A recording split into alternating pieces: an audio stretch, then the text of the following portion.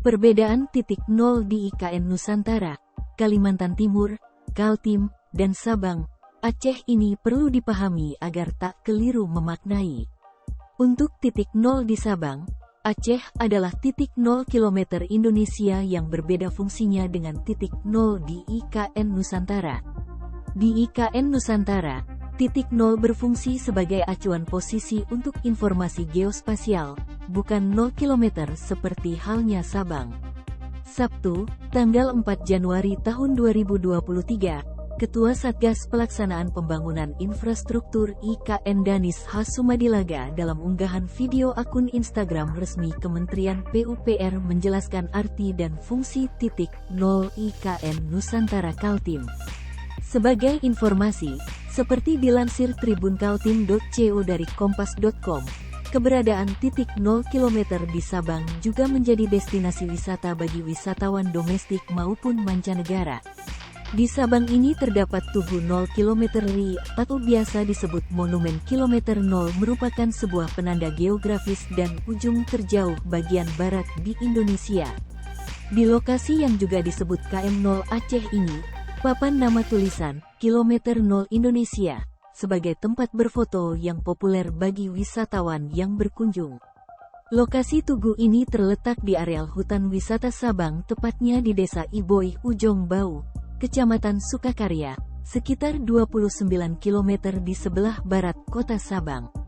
Sedangkan untuk titik nol di IKN Nusantara Kaltim menurut Ketua Satgas Pelaksanaan Pembangunan Infrastruktur IKN Danis H. Sumadilaga merupakan suatu titik referensi yang diadopsi oleh semua pihak dalam melakukan pekerjaan pembangunan infrastruktur di IKN. Di IKN ini, patokan bersama kita mulainya dari sini nolnya, titik nol IKN. Tapi ini bukan kilometer, koordinat pengukuran jarak, yang dimaksud bukan kilometer 0, km 0, seperti di Sabang, bukan, katanya seperti dikutip tribunkaltim.co dari kompas.com. Menurutnya, titik nol IKN menjadi patokan yang menggambarkan ketinggian elevasi dari setiap bangunan-bangunan yang ada di IKN. Jadi dari titik nol ini, X, Y, Z, koordinat istilahnya BM, benchmarking. Jadi nanti ada gedung tinggi, oh yang itu 40 meter, yang ini misalnya 42 meter, dari mana? Dari sini, titik nol IKN, bebernya. Oleh sebab itu, pada awal pembangunan IKN, pemerintah menetapkan terlebih dahulu titik nol IKN sebagai parameter ketinggian bangunan-bangunan di kawasan IKN. Titik nol, kalau kita mau bekerja, kita harus sepakat. Semua harus memiliki referensi yang sama.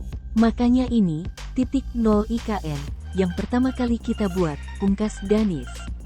Perlu diketahui, titik nol IKN berlokasi di Kecamatan Samboja dan Kecamatan Sepaku, Kabupaten Penajam Pasir Utara, Kalimantan Timur.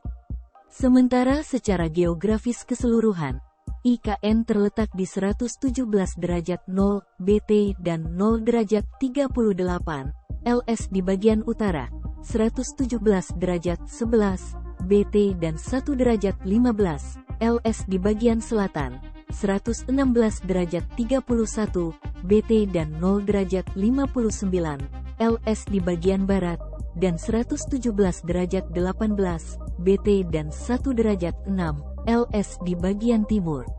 IKN meliputi wilayah daratan seluas kurang lebih 256.142 hektar dan wilayah perairan laut seluas kurang lebih 68.189 hektar.